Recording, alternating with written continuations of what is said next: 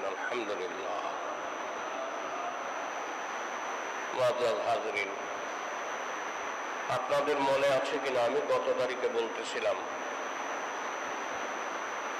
যে আযাব ও বিপদ কাকে বলে।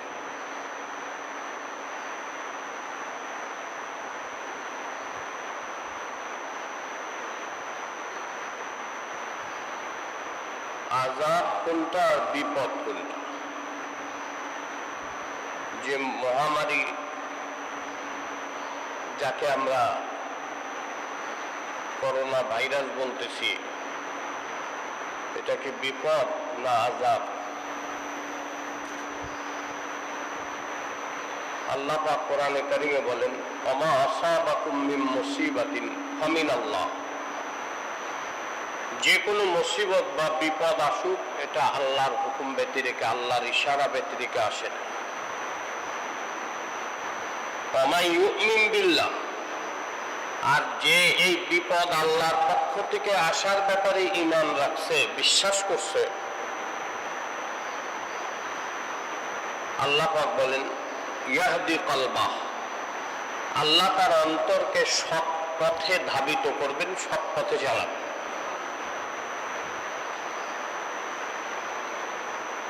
আর আল্লাহর পক্ষ থেকে না, মুখে না বললেও কার্যকলাপে মানুষের মনে হয় যেটা আসলে বাতাসে উড়া উড়া আসছে।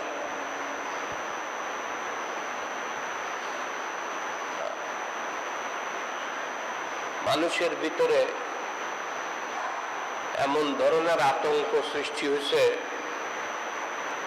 যে আপনারা নিজেরাই পরিস্থিতির কারণে বুঝতেছেন। আমরা এটাকে বড় বিপদ মনে করতেছি বা আযাব মনে করতেছি। আমি বলতেছিলাম যে কোনো বিপদ বা মুসিবত আসুক, আল্লাহ বলেন যে এটা আল্লাহর হুকুমে আসে। যদি বিপদ বলি বা আপদ বা আযাব বলি, যেহেতু আল্লাহর পক্ষ থেকে আসে, যদি বিশ্বাস করি, তাহলে আল্লাহর কাছে রুনাগরি করলে আল্লাহ মাফ উঠায় নেবেন।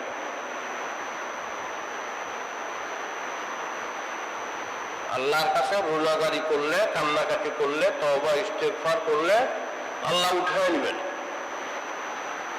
যেহেতু আল্লাহর পক্ষ থেকে আসে। আর এটাকে আমি কোনোভাবে বড় কিছু মনে করছি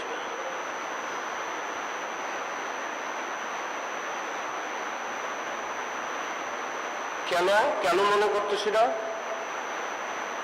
এর চেয়ে বড় বড় বিপদ আমাদের দেশে, আমাদের এলাকায় আসছে। একই গ্রামের মধ্যে দিনে 10টা-12টা করে লাশ দাফন করা হয়েছে। যারা মুরব্বী আছেন তারা জানেন, হয় নাই? মুরব্বীরা আমার এই কথাকে সমর্থন করেন না।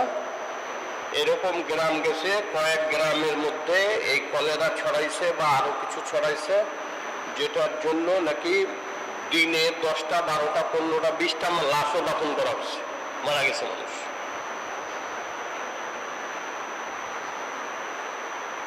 আল্লাহর দরবারে শুকর যে এরকম পরিস্থিতি এখনো আমাদের হয় নাই। খামাখা মানুষের আতঙ্ক ছড়াইতেছে। সরকার এবং খাস করে প্রধানমন্ত্রীকে ধন্যবাদ। উনি এইটা তো ভালো একটা কাজ করছেন, যেসব সাময়িক বন্ধ করে দিচ্ছেন, জরুরি বিষয়সমূহ খোলা রাখছেন, কাঁচা বাজার, ওষুধের ফার্মেসি, ডাক্তারখানা খোলা রাখতে সরকার চাইলে কি, ডাক্তাররা আগে ভাগছে, চেম্বার বন্ধ করে ভাগছে যে করোনা ভাইরাসের রোগী হয়, আর আমি যদি করোনা ভাইরাসে আক্রান্ত হই। বহু ডাক্তার ভাগছে, চেম্বার বন্ধ করে দিছে।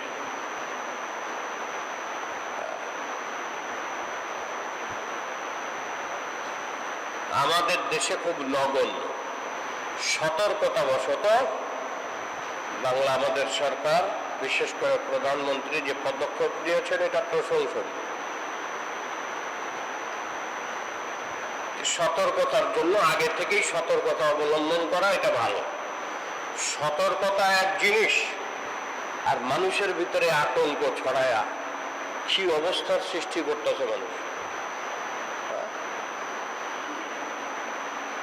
মসজিদে আসবেন না, মসজিদে আসবেন না, আর যদি আসেন 1টা বাজে আজান হইব, 1টা বাজে নামাজ শেষ, এই সব জায়গায় আলোচনা হইতেছে। আর মানুষ তো কি সব ছড়াইতেছে। এই গত রাইতে বলে নোয়াখালী কোন জায়গায় আজান দিতেছে সমানে কি হয়েছে, এক শিশু বাইর হয়েছে, জন্মগ্রহণ করছে, জন্মগ্রহণ করে কথা কইছে, এই করোনা ভাইরাস সময় কথা কয়ে আবার ওই শিশু মরে গেছে। এই নিয়ে এলাকায় এক তুলপার বিশাল ব্যাপার।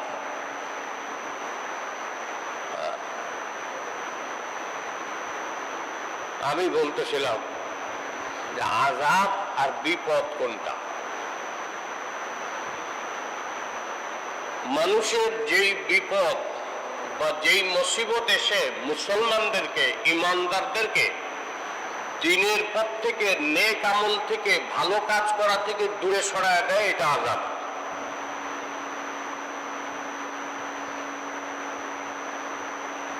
এখন আমরা নিজেরাই বিপদরে আযাব বানাইতেছি। মসজিদে আসলে ভাইরাস ছড়ায় যাব, অথচ হাদিসে দেখা গেছে, হাদিসের আলোকে এই কথা বলা হয়েছে, মসজিদ আবাদ করা, মসজিদে জামাত চালু রাখা, এটা আল্লাহর আযাব থেকে বাঁচার একটা মাধ্যম।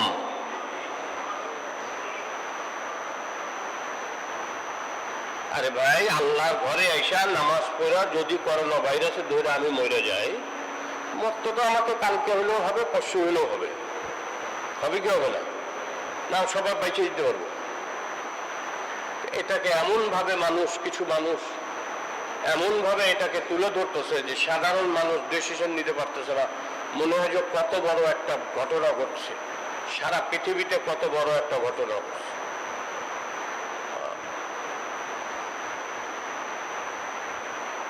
আমি এটাকে বড় ঘটনা কই না, কারণ বড় ঘটনা পাওয়ার মতো কোনো যুক্তি নাই। কেন? কারণ দুনিয়াতে অনেক বড় বড় ঘটনা ঘটছে। মুসা আলাইহিস সালামের কওমের ভিতরে একদিনে 70,000 মরে গেছে। একদিনে 70,000।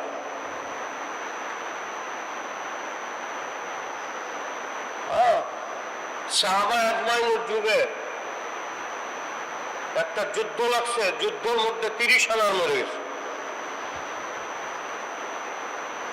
কোন যুদ্ধে 40,000 মরে গেছে। কাজে ওইসব দিক বিবেচনা করলে এটা অবশ্যই বড় কিছু না। আর বড় তো যেটাকে বড় বড় বলে, আমরা মানুষ কোনো একটা কিছুকে অনেক বড় করে সাজালাম, অনেক বড় বললাম, আর বড় হয়ে গেল।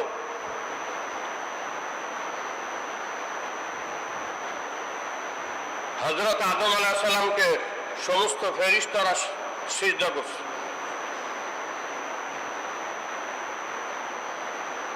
আল্লাহ পাক এটাকেও কোনো বড় ঘটনা বলেন। আদম আলাইহিস সালাম জান্নাতে গেছেন, পরে জান্নাত থেকে তার লেবাস খুলে গেছে, পোশাক পরে গেছেন, উলঙ্গ হয়ে যাচ্ছিলেন, পাতা দিয়ে নিজের শরীর ঢাকছেন। এটাকে আল্লাহ বড় ঘটনা বলেন।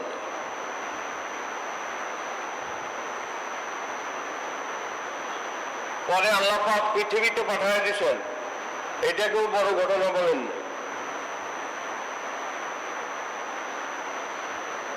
আরো দুনিয়াতে কত ঘটনা ঘটছে, কোনোটাকে আল্লাহ পাক সেরকম বড় কোনো ঘটনা বলেননি। বড় ঘটনা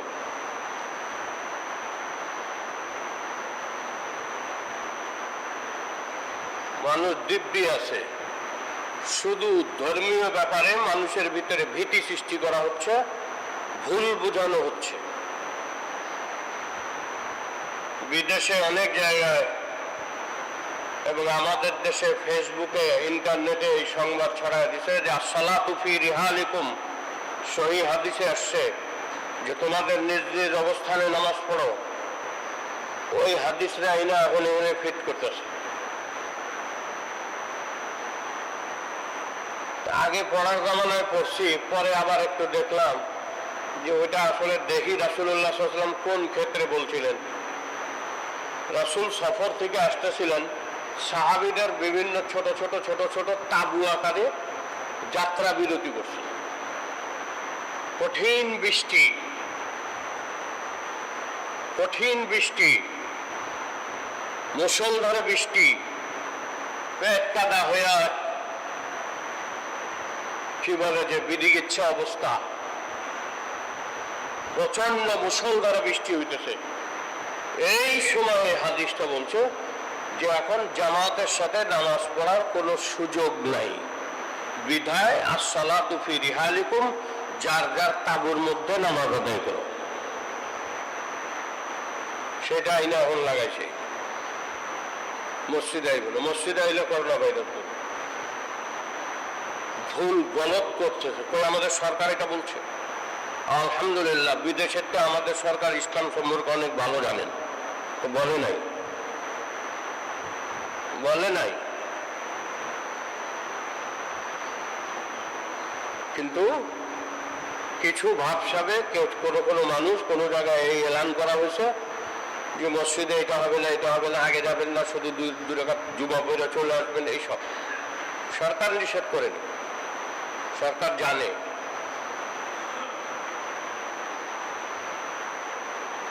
কেউ আমাদের কিছু বলুক আর না বলুক, অতীতের সরকারের থেকে এই সরকার আলেম ওলামাদেরকে জিজ্ঞেস করে বেশি। এই কথাটা আমি বলবো, এটা সত্য, এই জন্য আমি বলবো।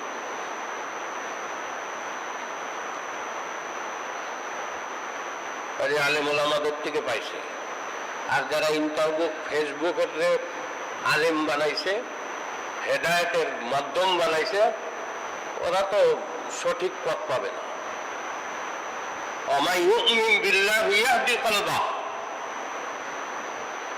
আল্লাহ পাক যে কোনো বিপদ দেন, ওই বিপদ যার প্রতি আসে, যেই জনগোষ্ঠীর প্রতি আসে, ওই জনগোষ্ঠী যদি আল্লাহর স্মরণে লিপ্ত হয় তাহলে এটা আযাব না। আর বিপদ ছোট থেকে ছোট হোক, যদি উম্মত মানুষ যেই সম্প্রদায়ের উপরে বিপদ আসছে, যদি তারা আল্লাহর স্মরণের থেকে গাফিল হয়ে যায়, দূরে সরে যায়, আল্লাহকে স্মরণ করার থেকে সরে যায়, তাহলে বুঝতে হবে যেটা আযাব। কারণ আল্লাহ তার উপরে গুসা হন, যাকে অপছন্দ করেন, তার ইবাদত আল্লাহ পছন্দ না, এই জন্য আল্লাহ তাকে সরায় দেয়, আল্লাহ তাকে সরায় দেয়। হাদিসে আসছে মসজিদ আবাদ করা, মসজিদে জামাতের সাথে নামাজ পড়া, মসজিদকে আবাদ করা, মসজিদকে বিরান না রাখা, এটা এলাকাবাসীর জন্য আযাবের পথে প্রতিবন্ধকতার সৃষ্টি করে। ঘাবড়াইতে আমি আগে বলছি না, ঘাবড়াবেন। হ্যাঁ, এতটুকু যারা দূরে থাকেন, দূরবর্তীদের আসার দরকার নাই, মহল্লার নামাজ পড়েন, মসজিদ আবাদ রাখেন, দূরের থেকে আসার দরকার নেই, নিজ নিজ এলাকায় নামাজ পড়েন। আমি যে কথা বলতেছিলাম যে আমরা এখন যেভাবে বলাতে, আমলে, আচরণে এমন একটা ভাব করছি যেটা একটা এমন বড় কিছু, কিন্তু আল্লাহ পাক অনেক দুনিয়াতে বড় কিছু সংঘটিত হয়েছে আমাদের নজরে, কিন্তু আল্লাহ বড় বলেন না। পৃথিবীতে সর্বপ্রথম হত্যাযজ্ঞ হয়, খুন হত্যা সংঘটিত হয়, হাবিল নিহত হয়, কাবিল প্রথম হত্যা করে। এই অস্বাভাবিক আচরণ দুনিয়াতে সংঘটিত হওয়ার পরে আদম আলাইহিস সালাম মক্কায় ছিলেন, তিনি দেখলেন যে পৃথিবীর ওয়েদার পাল্টায় গেছে, ওয়েদার পাল্টায় গেছে। এত বড় দুনিয়াতে এত বড় গুনাহ সংঘটিত হয়েছে যে আবহাওয়া পাল্টে গেছে, পরিবর্তন হয়ে গেছে, এটাকেও কোনো জায়গায় আল্লাহ পাক বড় খবর বলেননি। কিন্তু আল্লাহ রাব্বুল আলামিন বড় খবর যেটাকে বলছেন ওটাকে মনে রাখতে বলছে। আল্লাহ কিয়ামতকে আর কিয়ামতের আগে সংগঠিত কিছু বিষয়কে বড় খবর বলছে। যেমন সূরা আম্বিয়ার শুরুতে আল্লাহ পাক বলেন, ইয়া আইয়ুহান নাস ইত্তাকু রাব্বাকুম, তোমার রবকে ভয় করো। ইন্না জালজালাতাস সাআতি শাইউন আযীম। শাইউন আযীম, গতকালকে তাফসীরে আমি বলতেছিলাম আযীম কত বড়। ইন্না জালজালাতাস সাআতি, কিয়ামতের আগে যে ভূমিকম্প হবে, পৃথিবী নড়বে, পৃথিবীতে কম্পন সৃষ্টি হবে, এটা এমন কম্পন শাইউন আযীম, অনেক বড়। বড় কিভাবে আল্লাহ বুঝাইতেছেন, ইয়াউমা তারাউনাহা তাযহালু কুল্লু মুরদিআতিন আম্মা আরদাত ওয়া তাদাউ কুল্লু যাতি হামলিন হামলাহা।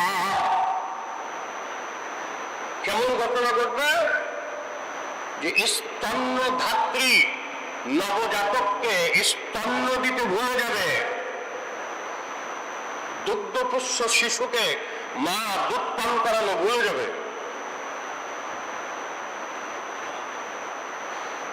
কুল্লু মুরদিআতিন আম্মা আরদাত, দুধ পান করানো ভুলে।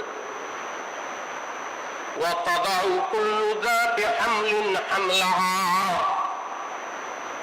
এমন অবস্থার সৃষ্টি হবে যে যারা অন্তঃসত্ত্বা ছিল, প্রেগনেন্ট ছিল, তাদের ডেলিভারি হয়ে যাবে, প্রসব হয়ে যাবে বাচ্চা।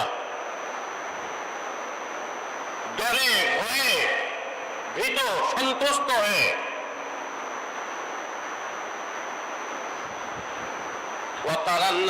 সুকারা। নবী, আপনি যদি তখন থাকতেন আর দেখতেন, তাহলে মানুষকে দেখতেন উদ্ভ্রান্ত। সুকারা, উদ্ভ্রান্ত। আল্লাহ বলেন আসলে তারা উদ্ভ্রান্ত না, দিগ্ভ্রান্ত হয় নাই। কিন্তু কিয়ামতের আগে যে কম্পন সারা পৃথিবীময় সৃষ্টি হয়েছে, এই সময় যারা থাকবে, তো মা তার সন্তানকে দুধ পান করানো ভুলে যাবে। যারা অন্তঃসত্ত্বা গর্ভবতী, তারা গর্ভপাত করে দেবে। মানুষ দিগ্ভ্রান্ত হয়ে উদ্ভ্রান্তের মতো কি করবে না করবে কোনো দিশা পাবে না। অথচ সেই মানুষগুলো দিগ্ভ্রান্ত হয়নি, মূলত তাদের মাথা ঠিক আছে, কিন্তু এই যে কিয়ামতের আগে জালজালা, পৃথিবীতে কম্পন হয়েছে, এই জন্য তাদের এই অবস্থা। এটাকে আল্লাহ পাক বড় বলছেন। 30 পারা শুরুতে আল্লাহ বলেন, আম্মা ইয়াতাসাআলুন আনিন নাবাইল আযীম, তারা কি ব্যাপারে বাদানুবাদ বা জিজ্ঞাসাবাদ করে? নাবাইল আযীম, বড় খবর সম্পর্কে। আল্লাযী হুম ফীহি মুখতালিফুন, কিয়ামত সম্পর্কে। আর কিয়ামতের সম্পর্কে তারা কি করতেছে? মতবিরোধ করতেছে, ইখতিলাফ করতেছে। কাল্লা সায়ালামুন সুম্মা কাল্লা সায়ালামুন, শীঘ্রই তারা জেনে নেবে, শীঘ্রই তারা জেনে নেবে। এই কিয়ামতকে বড় বলা হচ্ছে। কাজে মুমিনদের উচিত সেই কিয়ামতের দিন, কিয়ামতের দিনের কোরআনে কারিমে এবং হাদিসের আলোকে প্রায় 30 থেকে 35টা নাম আসছে কিয়ামতের দিনের। কিয়ামতের দিনের কয়টা নাম? কমপক্ষে 30টা নাম কোরআন শরীফে আসছে। সূরা তাগাবুনে আল্লাহ বলেন, ইয়াউমা ইয়াজমাউকুম লিয়াউমিল জামঈ যালিকা ইয়াউমুত তাগাবুন। তাগাবুন শব্দের দুইটা অর্থ, একটা ক্ষতি আর একটা হতো হারজিত, গবলুন থেকে, যার অর্থ হলো হারজিত বা লোকসান। সেই দিন আল্লাহ পাক সবাইকে জমা করবেন। কোন দিন? যেদিন হারজিত হবে, কেউ হারবে কেউ জিতবে। আল্লাহ কোরআন শরীফে অন্য জায়গায় বলেন, ফাইদা জাআতিস সাখা, বিকট তীব্র নাদ, ভয়ঙ্কর শব্দ হবে কিয়ামতের আগে। সাখা, সেই সব বিকট শব্দে ইয়াউমা ইয়াফিরুল মারউ মিন আখি, মানুষ তার ভাই থেকে পলায়ন করবে, ওয়া উম্মিহি ওয়া আবি, পিতামাতা থেকে পলায়ন করবে, ওয়া সাহিবাতিহি ওয়া বানি, নিজের স্ত্রী থেকে এবং নিজের সন্তান কন্যা থেকে পলায়ন করবে। একজন আরেকজনের সাথে দেখা দিবে না, ভয়ে যে না জানি ছেলে আমার কাছ থেকে নেকি চায় কিনা, না জানি পিতা আমার কাছে আমার নেকি চায় কিনা, আমার স্ত্রী আমার কাছে নেকি চায় কিনা। আল্লাহ বলেন যে সেদিন ভাগবে। উজুহু ইয়াউমাইযিন মুসফারা, কিছু চেহারা থাকবে উজ্জ্বল, দাহিকাতুন মুস্তাবশিরা, দাহিকাতুন সহাস্য, মুস্তাবশিরা প্রফুল্ল, ওয়া উজুহু ইয়াউমাইযিন আলাইহা গাবারা, কিছু চেহারা থাকবে মলিন, ধুলি মলিন, আলাইহা গাবারা, যেন কালি মেখে দেওয়া হয়েছে, তারহাকুহা কাতারা, কালিমাচ্ছন্ন। দুই ধরনের চেহারা হবে সেদিন। মুমিনদের উচিত কোন বিপদ মুসিবত আসলে আল্লাহর দিকে দৌড়ায় রুজু হওয়া, আল্লাহর দিকে বেশি রুজু হওয়া। এটাই নবী আকরাম সাল্লাল্লাহু আলাইহি ওয়াসাল্লামের জীবনের টোটাল সুন্নত, কমপ্লিট সুন্নত। যখন বিপদ আপদ আসে, মুসিবত আসে, মসজিদে নবীজি ইযা হাযাবাহু আমরুন বাদারা বিসসালাহ, যখনই বড় ধরনের বা কোনো বিপজ্জনক পরিবেশ সৃষ্টি হতো, নবী আকরাম সাল্লাল্লাহু আলাইহি ওয়াসাল্লাম তৎক্ষণাৎ মসজিদে যাইতেন, যে নামাজে দাঁড়ায় যেতেন। কাজী সম্মানিত মুসল্লিয়ানে কেরাম, আমি আপনাদেরকে কোরআন ও হাদিসের আলোকে ইয়াকিনের সাথে বলতে চাই, মসজিদমুখী হওয়া, মসজিদ আবাদ করা আল্লাহর আযাব থেকে বাঁচার মাধ্যম। বিপদ আপদ আসলে বেশি বেশি নামাজ, বেশি বেশি ইস্তেগফার, বেশি বেশি রোজা, তাসবিহাতে লিপ্ত হওয়া, এটা আল্লাহর প্রিয় ভাজন হওয়ার আলামত, এটা আযাব না। খালি ঘাবড়াবেন না, সবাই আল্লাহর দিকে রুজু হন, তওবা ইস্তেগফার করেন। কারণ স্পষ্ট হাদিসে আসছে কিছু কিছু গুনার কিছু কিছু শাস্তি, গুনার কিছু ক্ষতি হাদিসে বলা হয়েছে। যেই সম্প্রদায়ে ওজনে কম বেশি করে সেখানে ক্রাইসিস হবে, দুর্ভিক্ষ হবে। যেই সমাজে উলঙ্গপনা, বেহায়াপনা, অশ্লীলতা, জিনা, জিনার অনুরূপ কার্যকলাপ ব্যাপক হবে, সেখানে মৃত্যুর হার বেড়ে যাবে, মহামারী, প্রেত ইত্যাদি রোগে আক্রান্ত হবে। আল্লাহ নবী হাদিসে বলছে, উম্মতের যারা ওয়াদা খেলাফি করবে, দুশ্মনের প্রভাব তাদের উপরে চাপায় দেওয়া হবে, তারা দুশ্মনের প্রভাবে ভীত সন্ত্রস্ত হয়ে যাবে। কাজে কি সব ধরনের গুনাহ, ছোট হোক চাই বড় হোক, সব ধরনের গুনাহ থেকে তওবা করা, বেশি বেশি আল্লাহ পাকের দরবারে ইস্তিগফারে লিপ্ত হওয়া। যে দোয়াগুলো আপনাদেরকে স্মরণ করিয়ে দেওয়া হয়েছে সেগুলো পড়বেন।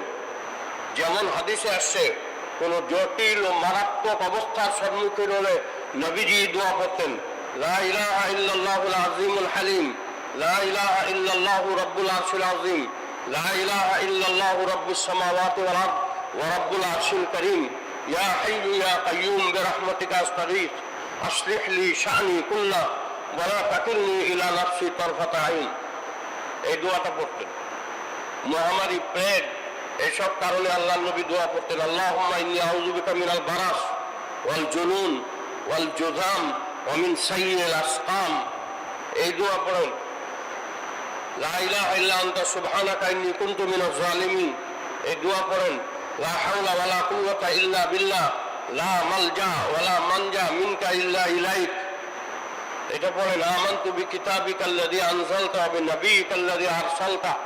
এইসব জিকির আজকার বেশি বেশি করেন। যারা যেই এলাকায় তারা সেই এলাকায় নামাজ পড়েন। মসজিদ আবাদ করতে হবে, মসজিদকে বিরান করা যাবে না।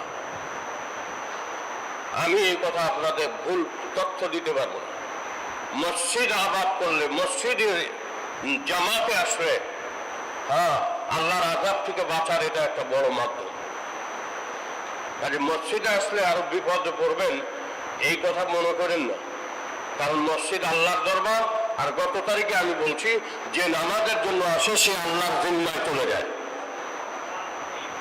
কাজে ঘাবড়ানোর দরকার নাই। নিজের আমল দুরস্ত করেন। যদি সত্য মিথ্যা বলার অভ্যাস থাকে মিথ্যা বলাকে কমায় দেন। যদি ধোঁকা দেওয়ার কোনো অভ্যাস থাকে এটা তওবা করেন। যদি ঘুষ নেওয়ার কোনো আদত অভ্যাস থাকে তওবা করেন। মানুষের ক্ষতি করার কোনো অভ্যাস থাকে তওবা করেন। নামাজ না পড়ার অভ্যাস থাকে তওবা করে নামাজ ধরেন। বেশি বেশি ইস্তিগফার করেন, আল্লাহকে স্মরণ করেন। এগুলো কাজ বেশি বেশি করেন, ইনশাআল্লাহ আল্লাহ আমাদেরকে হিফাজত করবে, ইমানদারদেরকে হিফাজত করবে। আল্লাহ এই আয়াতে ওয়াদা করছেন, আল্লাহ এই আয়াতে ওয়াদা করছেন, সূরা তাগাবুনের আয়াত, ওমা আসাবাকুম মিন মুসিবাতিন ফামিনাল্লাহ। যে কোনো মুসিবত আসুক আল্লাহর পক্ষ থেকে। ওয়া মান ইউমিন বিল্লাহ, আর যারা আল্লাহর উপরে বিশ্বাস রাখে। সতর্ক থাকতে নিষেধ করা হয় নাই। আল্লাহর উপরে বিশ্বাস রাখার অর্থ এই না যে যা ইচ্ছা তাই করব, কিন্তু মসজিদে জামাতে হাজির হওয়া এটা সতর্কতার মধ্যে পড়ে না। যে মসজিদে না যাওয়াটা সতর্কতা, বরং মসজিদে যাওয়াটা সতর্কতা। কারণ আল্লাহ নবী বলছেন যে মসজিদের দিকে রওনা হলো সে আল্লাহর জিম্মাদারিতে আসে। এই জন্য ভুল তথ্যে বিভ্রান্ত হবেন না। কাজে নিজ নিজ গুনাহ আমরা জানি, কার কি বদভ্যাস আছে। কাজে ইমানদারদের জন্যই নসিহত, যারা ইমানদার তারা নিজেদের ভিতরের বদভ্যাসগুলো থেকে তওবা করবে, বেশি বেশি ইস্তিগফার করবে, জামাতের সাথে নামাজ পড়বে, বাস আল্লাহর কাছে রুনাজারি করবে, কান্নাকাটি করবে। এই আল্লাহর কাছে চাইবে। আল্লাহ ইচ্ছা করলে যখন যে কোনো মুহূর্তে এটা সরায়া দিবে। মদিনার ওয়েদার খারাপ ছিল, মানুষ অসুস্থ হয়ে যেত। হ্যাঁ, হযরত আলী অসুস্থ হয়ে গেছেন, হযরত ফাতেমা অসুস্থ হয়ে গেছেন, আম্মাজান আয়েশা নিজে অসুস্থ হয়ে গেছেন। নবীজি সাল্লাল্লাহু আলাইহি ওয়াসাল্লামের কাছে আম্মাজান আয়েশা এসে বললেন, ইয়া রাসূলুল্লাহ, মদিনাতে আসার পরে এই অবস্থা হচ্ছে তো। নবীজি সাল্লাল্লাহু আলাইহি ওয়াসাল্লাম দোয়া করলেন, হে আল্লাহ, মদিনার এই খারাপ ওয়েদারকে সরায় দাও, যুগ পথে নিয়ে যাও। নবীজির দোয়ায় মদিনার ওয়েদার ভালো হয়ে গেল, সুন্দর হয়ে গেল। আমরা যদি আল্লাহর কাছে দোয়া করি, ইনশাআল্লাহ আমাদের দেশের না শুধু সারা পৃথিবীতে মুসলমানদের থেকে এগুলো সরে যাবে ইনশাআল্লাহ। আল্লাহ আমাদের সবাইকে তৌফিক দান করেন, সঠিক বুঝার এবং দ্বীনের সঠিক পথে চলার তৌফিক আল্লাহর কাছে কামনা করি, আল্লাহ দান করে। মসজিদের কথা 300